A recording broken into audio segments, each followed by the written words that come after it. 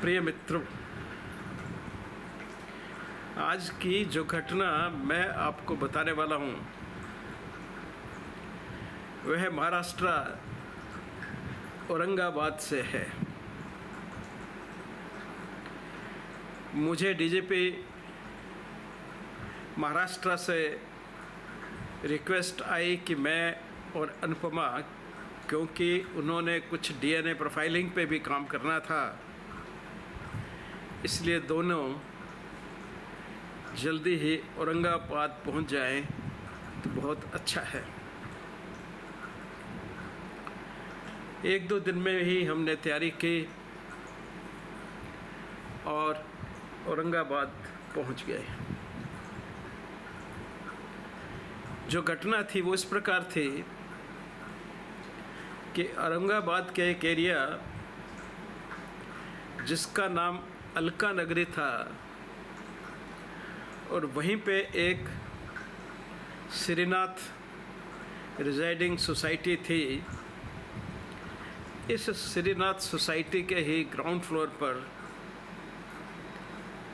मकान नंबर 1 में सुबह सुबह ही करीब 3:50 के आसपास धुआं निकलते हुए देखा।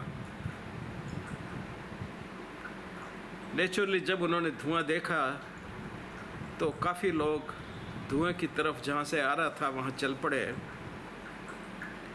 और उन्होंने वहाँ पाया कि उस घर में जो औरत रहती थी जिनका नाम कि श्रुति विजय भागवत था,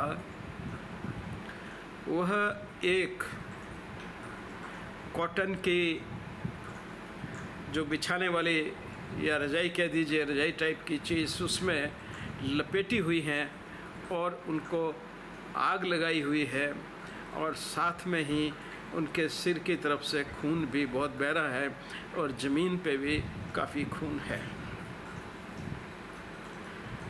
ये सब देखते ही उन्होंने पुलिस को फ़ोन किया।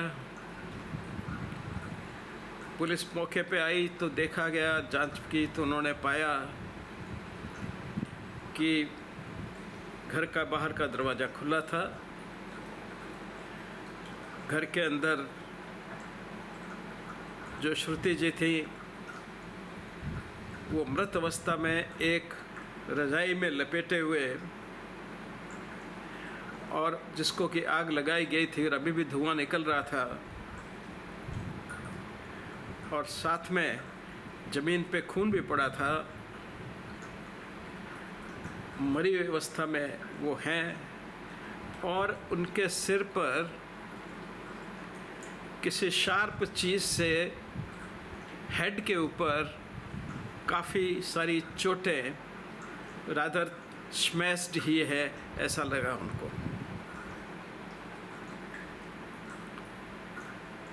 तुरंत बॉडी को इनकेस पेपर बना करके लोगों के बयान वगैरह सुन के पंचनामा तैयार करके पुलिस ने पोस्टमार्टम के लिए भेज दिया। पोस्टमार्टम में वही रिपोर्ट आई जो पुलिस वालों ने पहले उस जगह मौके पे देखी थी। उनके सिर पे शार्प वेपन से चोटें थी जो उनके बिल्कुल पूरे सिर को तोड़ रही थी और अंदर ब्रेन तक चोटें पहुंची हुई थी और जिससे उनका कोई बचने का कोई उपाय नहीं था और ये सारी इंजरीज सफिशिएंट कॉज डेथ थी।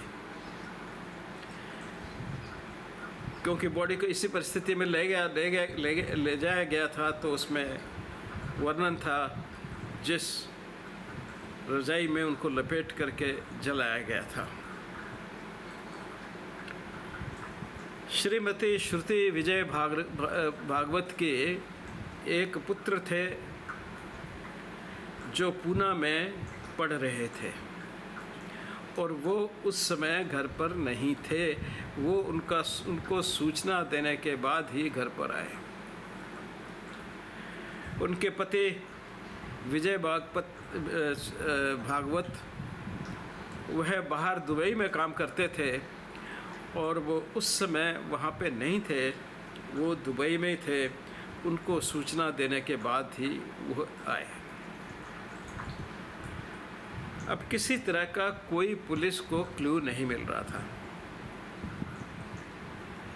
कोई चप्पल या कोई निशान या कुछ भी उनको कमरे के आसपास नज़र नहीं आ रहे थे।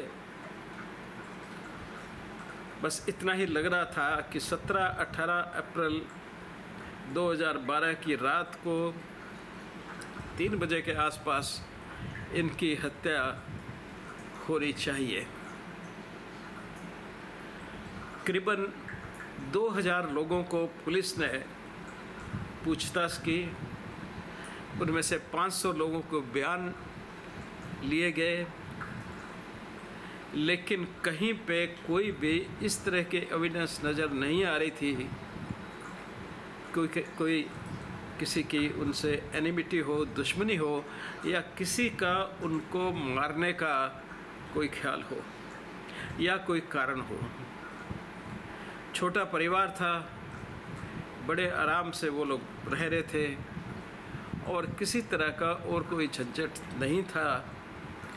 हाँ, थोड़ा उनकी पत्नी भी, यानी कि ये श्रुति भी और उनके हस्बैंड भी और पुत्र भी बीजेपी से थोड़े संबंधित थे। मुझे आज भी डीजीपी साहब का स्टेटमेंट याद है, उन्होंने कहा था ये ब्राह्मण्स हैं एंड ब्राह्मण्स एसेंशियली यहाँ पे बीजेपी के साथ होते हैं महाराष्ट्र में। ऐसे ही मजाक में उन्होंने मुझे एक बात कही जो शायद सत्य भी हो। इस तरह से हमने भी वहाँ पे जाके इस मौके का एग्जामिनेशन किया, एक एक चीज़ देखा। हमारा प्रयत्न था कहीं से कोई इस तरह की एविडेंस मिल जाए जहाँ से हम डीएनए के सैंपल उठा सकें, लिफ्ट कर सकें, या कोई बाहर से अंदर आया है उस पूरे रास्ते से, क्योंकि गैलरी थी, जिस गैलरी में से कोई आ सकता था। तो वहाँ पे सारा कुछ साक्ष्य, हालांकि शुरू से ही उन्होंने काफ़ी खोजबीन कर चुके थे। जब इतना विशाल उन्होंने इन्वेस्टिगेशन किया था कि 2000 लोगों से पूछताछ और 500 लोगों के बयानात लिखे हुए थे, तो नेचुरली काफ़ी डिटेल में इन्वेस्टिगेशन कर चुके थे। मैंने और अनुपमा ने भी वहाँ पे 2 दिन लगाए। हमने सारे जो उनके एग्जिबिट्स थे जो प्रिजर्व किए गए थे उनका मुआयना भी किया, सिवाय डिकीस्ट के ब्लड सैंपल्स के, जिससे कि हम डीएनए रेज कर सकें। और कोई भी ऐसी एविडेंस नहीं मिल रही थी कि जहाँ से हम किसी दूसरे व्यक्ति का डीएनए आइसोलेट या उसको उसकी प्रोफाइलिंग कर सकें। सारे धुएं का पैटर्न वगैरह, जितने एंट्री एग्जिट्स थे, सबको देखा गया, लेकिन कहीं से कोई हमें इस तरह का इशारा नहीं मिल रहा था।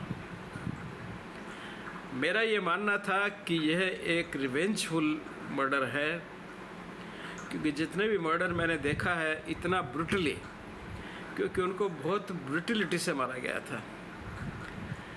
स्कल में, सिर में शार्प वेपन से, जो कि काफ़ी स्ट्रॉन्ग शार्प वेपन रहा होगा, उससे छेद तक जिसे कहते हैं कर दिए गए थे। हेड को जिसे कहते हैं स्मैश कर दिया गया था। यह सब एक बड़े रिवेंज को दिखाता है। और फिर उसके बाद में जिस रजाई जो उनके आसपास होगी या जिसको बिछा रखा होगा, उसी में लपेट करके आग लगा देना और ख़त्म करने का प्रयास करना, यह भी एक शो करता है कि उस व्यक्ति को कितना उसके प्रति रिवेंज था। चोरी का कोई उसमें मोटिव नज़र नहीं आया, क्योंकि कुछ भी चोरी नहीं हुआ था, कुछ भी घर से मिसिंग नहीं था। घर वैसा का वैसा व्यवस्थित उस दिन तक भी पड़ा हुआ था, क्योंकि इसको सील कर दिया गया था। और आस पड़ोस के लोग भी निगरानी रखते थे कि कोई इस घर में न आए। कोई ऐसा नौकर या रेगुलर आने वाला व्यक्ति उन पे घर पे नहीं था जिस पे शक किया जा सके कि वो कर सकता है। अगर शक कहीं जा रहा था तो कुछ लोगों ने एक इनडायरेक्ट रूम में कहा कि पति हो सकते हैं, तो पति का यहाँ आना ज़रूरी था। उनके सारे डॉक्यूमेंट्स वेरीफाई किए गए थे, लेकिन वो वहीं अपने बड़े ईमानदारी से नौकरी कर रहे थे दुबई में, और जो पैसा वगैरह की ट्रांसफ़र जो है वो भी बड़ी ईमानदारी से वो अपने घर पे कर रहे थे। तो घर के किसी भी परिवार के और कोई दूसरा ऐसा व्यक्ति था नहीं, या कोई भी ऐसा आसपास व्यक्ति नहीं था जिसको उनके मरने से फ़ायदा होता, क्योंकि दो मोटिव होते हैं मारने के। एक तो ये कि फ़ायदे के लिए लोग करता है, प्रॉपर्टी है, मकान है, कुछ है, उसके लिए, चोरी के लिए, वह भी वहाँ कुछ नज़र नहीं आ रहा है। कोई सेक्सुअल ऑफेंस का जो केसेज होते हैं उसमें भी रिवेंज के लिए, लेकिन यहाँ इस वृद्धा के साथ में, वृद्धा ही थी मतलब मिडिल एजड लेडी, तो उनके साथ भी ऐसी कोई ना हिस्ट्री थी, न ही उस ऐसी कोई संभावना नज़र आती थी, न ही कोई। फिर कई बार सेक्सुअल ऑफेंस का, रेप वगैरह का ऑब्जेक्टिव होता है, उसका भी कोई संबंध नहीं था। पैसे की दृष्टि से भी कुछ भी वहाँ पे गायब नहीं था, गहनों की दृष्टि से भी कुछ भी वहाँ पे मिसिंग नहीं था, कुछ भी ऐसा नहीं था जो इस फिनोमेना को एक्सप्लेन कर सके, या ये हम कह सकें कि यह मोटिव रहा होगा, कारण रहा होगा। कि सबसे पहले हम मोटिव की तलाश करते हैं कि कोई किसी बिना मोटिव के किसी को नहीं मारेगा, सिवाय कि कोई सीरियल किलर है या कोई और है। अन्यथा जो भी मर्डर होता है उसका कोई मोटिव ज़रूर होता है।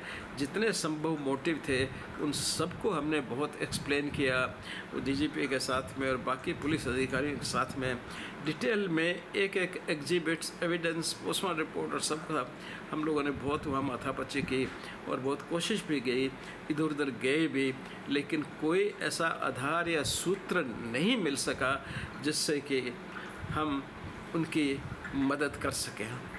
2 दिन बाद हमें किसी दूसरी जगह जाना था, एक दूसरे केस में, तो हम हार गए और हमने कहा कि आई एम सॉरी, इस केस में मैं कोई आपकी मदद नहीं कर सकता। फ्यूचर में अगर आपको कुछ नज़र आए, कोई एविडेंस हाथ में आती हैं, तो मैं दोबारा आने के लिए कभी भी तैयार हूँ, पर यहाँ पे मेरा मस्तिष्क काम नहीं कर रहा। किसी तरफ कोई तो लीड मिले जिस तरफ हम लोग बढ़ें और आगे उसका कुछ निर्णय निकल सके, लेकिन कुछ ऐसा हो नहीं पाया। तो यह मेरा वो उन केसेस में था जिसमें मैंने कहा कि भाई केसेस जिसमें हम सफल नहीं हुए, अनसुलझे केस। तो यह भी एक औरंगाबाद का मेरा एक अनसुलझा केस था। और फिर दूसरे 2 दिन रह कर के तीसरे दिन हम लोग दूसरी जगह चले गए। औरंगाबाद के पास ही जगह थी, करीब 100-150 किलोमीटर, वहाँ एक और केस था, उस निमित्त हम लोग वहाँ चले गए। लेकिन यह केस मुझे बहुत याद आता है कि हम इसमें कोई मदद नहीं कर पाए। अभी मैं चेक भी कर रहा था नेट पे, तो अभी तक आज तक इसका कोई समाधान नहीं निकला है। धन्यवाद।